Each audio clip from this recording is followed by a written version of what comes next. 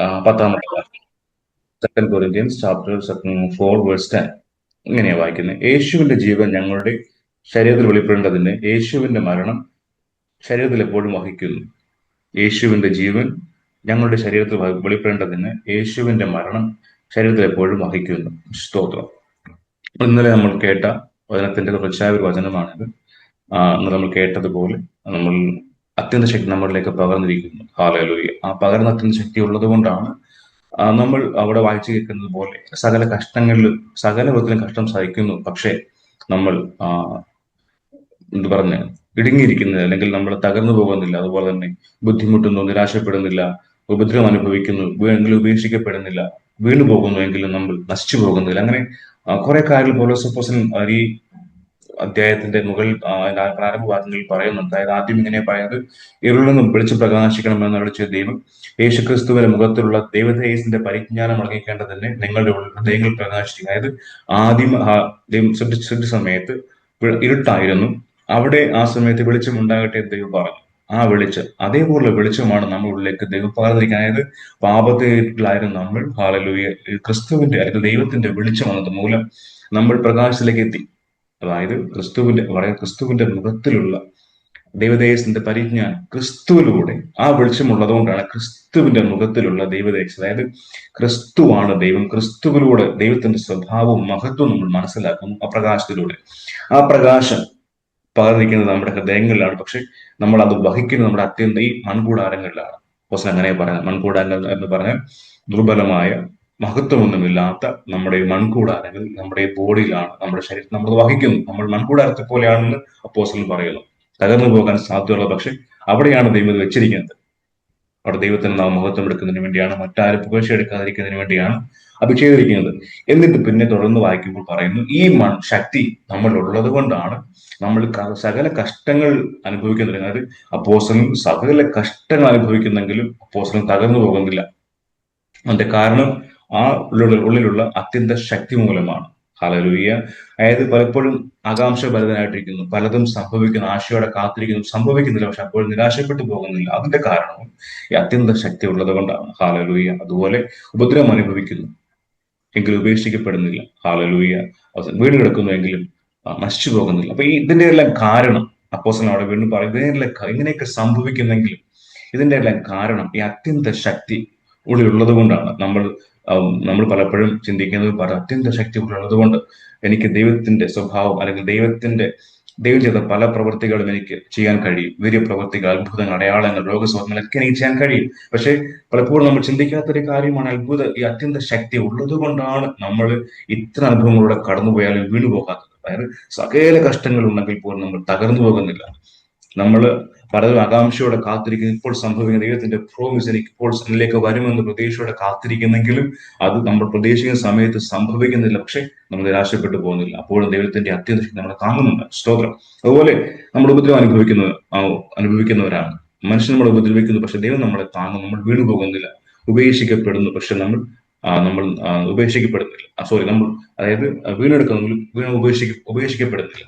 അപ്പോൾ ഇതൊക്കെയും സംഭവിക്കുന്ന ദൈവത്തിൽ നിന്നുള്ള അത്യന്ത ശക്തി നമ്മളുള്ളത് കൊണ്ടാണ്. അതെല്ലാം കഴിഞ്ഞ് താഴേക്ക് വരുമ്പോൾ പറയുക, യേശുവിന്റെ ജീവൻ ഞങ്ങളുടെ ശരീരത്തിൽ വെളിപ്പെടേണ്ടതിന് യേശുവിന്റെ മരണം ഞങ്ങൾ എപ്പോഴും ശരീരത്തിൽ വഹിക്കുന്നു. സ്തോത്രം. ഇതിനു വേണ്ടിയും കൂടിയാണ്. അതായത് ഇങ്ങനെയുള്ള ആ മുകളിൽ പറഞ്ഞ കാര്യം കൂടി കടന്നു പോകുമ്പോഴാണ് യേശുവിന്റെ, അതായത് ജീവൻ ഞങ്ങളുടെ ശരീരത്തിൽ വെളിപ്പെടുന്നത്. അതായത് എങ്ങനെ വെളിപ്പെടുന്നത്? ക്രിസ്തുവിന്റെ മരണത്തിലൂടെ ഞങ്ങൾ കടന്നു പോകുമ്പോൾ. സ്തോത്രം. അവിടെ നമ്മളെ സഹായിക്കുന്ന അത്യന്ത ശക്തിയാണ്. നമ്മുടെ നമ്മൾ കരുതുന്ന പോലെ ഈ അത്യന്ത ശക്തി എന്ന് പറയുന്നത് ഹല്ലേലൂയ, നമ്മൾക്ക് അത്ഭുതങ്ങൾ അടയാളം ചെയ്യാൻ വേണ്ടി മാത്രമല്ല, ആരാധിക്കാൻ വേണ്ടി മാത്രമല്ല, അതോടൊപ്പം നമുക്ക് രോഗികളെ സൗഖ്യമാക്കുവാനല്ല, പ്രവചിക്കാൻ വേണ്ടി മാത്രമല്ല, അന്യഭാഷയിൽ ആരാധിക്കാൻ വേണ്ടി മാത്രമല്ല, അതിനേക്ക് അപ്പുറമായിട്ട് നമ്മൾ ഈ മേൽപ്പറഞ്ഞ കാര്യങ്ങൾ കൂടി കടന്നു പോകുവാനുള്ള, നമ്മളെ താങ്ങും, നമ്മളെ കരുതുന്നു, നമ്മളെ എപ്പോഴും നമ്മുടെ കൂടെ ഇരുന്ന് നമ്മളെ പോറ്റുന്ന ഹല്ലേലൂയ അത്യന്ത ശക്തി നമ്മുടെ കൂടെയുണ്ട്. അതിനുകൂടിയാണ് ധരിക്കുന്നത്.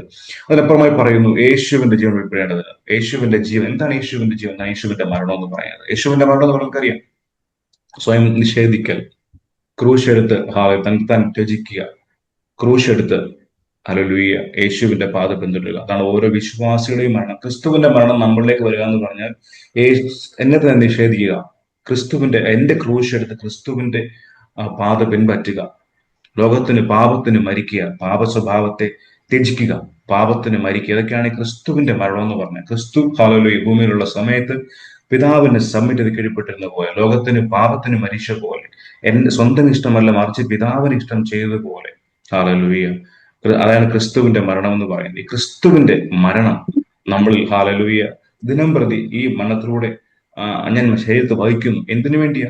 ക്രിസ്തുവിന്റെ ജീവൻ അതിൽ വെളിപ്പെടാൻ വേണ്ടി. എന്താണ് ക്രിസ്തുവിന്റെ ജീവൻ എന്ന് പറഞ്ഞാൽ? ദൈവത്തിന്റെ സ്വഭാവം, ഹല്ലേലൂയ, ദൈവത്തിന്റെ സ്നേഹം, ദൈവത്തിന്റെ ക്ഷമ, ദൈവത്തിന്റെ സ്വഭാവത്തെ അല്പം വെളിപ്പെടുത്തുന്നതാണ് ക്രിസ്തുവിന്റെ ജീവൻ എന്ന് പറയുന്നത്. അപ്പോ ഈ അത്യന്ത ശക്തി നമ്മളിലേക്ക് വന്നത് നമ്മൾ ചിന്തിക്കുന്ന പോലെ, നമ്മൾ എപ്പോഴും ചിന്തിക്കുന്ന പോലെ ചില കാര്യങ്ങൾ പ്രവർത്തിക്കാൻ യേശു കർത്താവ് ചെയ്ത പോലെ, അപ്പോസ്തലന്മാർ ചെയ്ത പോലെ ചില അത്ഭുതങ്ങൾ കാണിക്കാനുള്ള മാർഗം, ഹല്ലേലൂയ, മാത്രമായിട്ടല്ല. ഞാൻ പറഞ്ഞത് അത്ഭുതങ്ങൾ കാണിക്കാനല്ല പറഞ്ഞത്. അത്ഭുതങ്ങൾ നമ്മളിലൂടെ ദൈവം ചെയ്യുന്നു. അതിനുള്ള ശക്തിയായിട്ട് മാത്രമല്ല നമ്മൾ കടന്നു പോകുന്ന, ഹല്ലേലൂയ, നമ്മുടെ ജീവിതത്തിൽ അനുഭവിക്കുന്ന കഷ്ടതകളിൽ താങ്ങുന്ന ഒരു കരുത്തായി നമ്മൾ കൂടെ നിൽക്കുന്ന ഒന്നാണ് ഈ അത്യന്ത ശക്തി എന്ന് പറയുന്നത്. അവിടെയും ഈ ശക്തിയാണ് നമ്മളെ താങ്ങുന്നത്. എന്തിനാ ഈ കഷ്ടതയെ കടത്തിവിടുന്നത്? ക്രിസ്തുവിനെ പോലെ ആകുക, ക്രിസ്തുവിന്റെ ജീവൻ നമ്മൾ വെളിപ്പെടേണ്ടതിനാണ്. അതിന് നമ്മൾ ചെയ്യേണ്ട കാര്യം എന്താ? ക്രിസ്തുവിന്റെ മരണം നമ്മൾ വഹിക്കുക. എന്താണ് ക്രിസ്തുവിന്റെ മരണം? സകലം ത്യജിക്കുക, പാപത്തെ ത്യജിക്കുക. ക്രിസ്തുവിന്റെ എന്നെ തന്നെ ത്യജിച്ചുകൊണ്ട് എന്റെ ക്രൂശിലെ കർത്താവിനെ അനുഗമിക്കുക. ഹല്ലേലൂയ, പാപത്തിന് മരിക്കുക. ഹല്ലേലൂയ, അങ്ങനെ ചെയ്യുമ്പോഴാണ് ക്രിസ്തുവിന്റെ ജീവൻ നമ്മൾ വെളിപ്പെടുന്നത്, ദൈവത്തിന്റെ സ്വഭാവം നമ്മൾ വെളിപ്പെടുന്നത്, സഹനം വെളിപ്പെടുന്നത്, ഹല്ലേലൂയ, ക്രിസ്തുവിന്റെ സ്നേഹം നമ്മളോട് പുറത്തേക്ക് ഒഴുകുന്നത്. ഇതിനൊക്കെ നമ്മളെ സഹായിക്കുന്നത് ഈ നമ്മൾ വസിക്കുന്ന അത്യന്ത ശക്തിയാണ്. ഹല്ലേലൂയ. അപ്പൊ ദൈവം നമ്മളെ കുറിച്ച് ദൈവങ്ങളുടെ കാര്യം തുറന്നു പറയാം. ഈ വചനം എന്ന് പറഞ്ഞാൽ, അതായത് യേശുവിന്റെ ജീവൻ ഞങ്ങളുടെ ശരീരത്തിൽ വെളിപ്പെടേണ്ടതിന്റെ യേശുവിന്റെ മരണം എപ്പോഴും ശരീരത്തിൽ വഹിക്കുന്നു. നമ്മൾക്കിത് ആഗ്രഹമില്ലെങ്കിൽ, ടു ബി ഫ്രാങ്ക്, നമുക്ക് ആഗ്രഹമില്ലെങ്കിലും തമ്പുരാൻ നമ്മളെ കുറിച്ചുള്ള ആഗ്രഹം ഇതാ. ദൈവത്തെ അറിയുന്ന ഓരോ വ്യക്തിയെ കുറിച്ച് ദൈവം ആഗ്രഹിക്കുന്ന ഒരു കാര്യം ഇതാണ്. നമുക്ക് പലപ്പോഴും ഇതിനെ കുറിച്ച് ആഗ്രഹമില്ല. ബിക്കോസ് നമ്മളെപ്പോഴും ലോകത്തിൽ ജീവിക്കുന്നതോട് നമ്മളെപ്പോഴും നമ്മുടെ ആവശ്യങ്ങൾ നടക്കണം, നമ്മുടെ പ്രാർത്ഥന ദൈവം കേൾക്കണം, നമുക്ക് നമ്മുടെ കുഞ്ഞുങ്ങൾ, നമ്മുടെ സമ്പത്ത്, നമ്മുടെ ജോലി, നമ്മുടെ ശരീരം, അങ്ങനെ ഒരു നമ്മുടെ ലിസ്റ്റ് നീണ്ടു പോയിക്കൊണ്ടേയിരിക്കുക. പക്ഷെ ദൈവം നമ്മളെ കെയർ ചെയ്യുന്നില്ല. ഓഫ് കോഴ്സ് ദൈവം കെയർ ചെയ്യുന്നു, പക്ഷെ നമ്മുടെ ദൈവത്തിന്റെ ആഗ്രഹമാണ് നമ്മളെ കുറിച്ച് അതല്ല. ക്രിസ്തുവിന്റെ ജീവൻ നമ്മൾ വെളിപ്പെടുക എന്നുള്ളതാണ് ദൈവത്തിന്റെ ആഗ്രഹം. എന്നെക്കുറിച്ചും നിങ്ങളെക്കുറിച്ചും നമ്മളെ ദൈവം ഡിസൈൻ ചെയ്തത് അതിനു വേണ്ടി തന്നെയാണ്. യേശു കർത്താവിനെ ഭൂമിയിലേക്ക് അയച്ചത് നമുക്ക് മാതൃക കാണിക്കാൻ വേണ്ടി തന്നെയാണ്. നമ്മുടെ പാപങ്ങളെ നമ്മളെ മോചിക്കാൻ വേണ്ടിയാണെങ്കിലും യേശു കർത്താവിന് ഭൂമിയിലേക്ക് മനുഷ്യനെ അവതരിച്ച് തന്നെ ഇതൊരു മാതൃക കാണിക്കാൻ വേണ്ടിയാണ്. ക്രിസ്തുവിന്റെ ജീവൻ എന്താണെന്ന് കാണിച്ചു തരാൻ വേണ്ടിയാണ്. അപ്പോൾ നമുക്ക് ദൈവത്തിന്റെ ഏറ്റവും വലിയ ആഗ്രഹമുള്ള ഒന്നാണ് ക്രിസ്തുവിന്റെ ജീവൻ നമ്മൾ വെളിപ്പെടുക എന്നുള്ളത്. അതിനുവേണ്ടി പലപ്പോഴും നമ്മൾ ദൈവം കടത്തിവിടുന്ന ഒരു പ്രോസസ്സാണ് ഞാൻ ഈ വായിച്ച കാര്യങ്ങൾ. അത് നമ്മളെ സഹായിക്കുന്ന ഒരു ഘടകമാണ് ദൈവത്തിന്റെ ശക്തി നമ്മളിലേക്ക് പകരുക എന്നുള്ളത്. ആ ശക്തി നമ്മൾ അതിനുവേണ്ടി സഹായിക്കും. ദിവസങ്ങളിൽ ക്രിസ്തുവിന്റെ ജീവൻ വെളിപ്പെടുക. ഹല്ലേലൂയ. യേശു കർത്താവിന്റെ മരണം വഹിച്ചുകൊണ്ട്, ആ മരണം വഹിക്കുമ്പോൾ ക്രിസ്തുവൻ ദൈവം നമ്മൾ വെളിപ്പെടുവാൻ തക്കവണ്ണം ദൈവം നമ്മളെ കുറിച്ച് ആഗ്രഹിക്കുന്നു. അതിനുവേണ്ടി നമുക്ക് പ്രാർത്ഥനയോടെ ആയിരിക്കാം. ദൈവം നമ്മളെ സഹായിക്കട്ടെ. നമ്മുടെ ആഗ്രഹം, ഏറ്റവും വലിയ ആഗ്രഹം ഇതാകട്ടെ.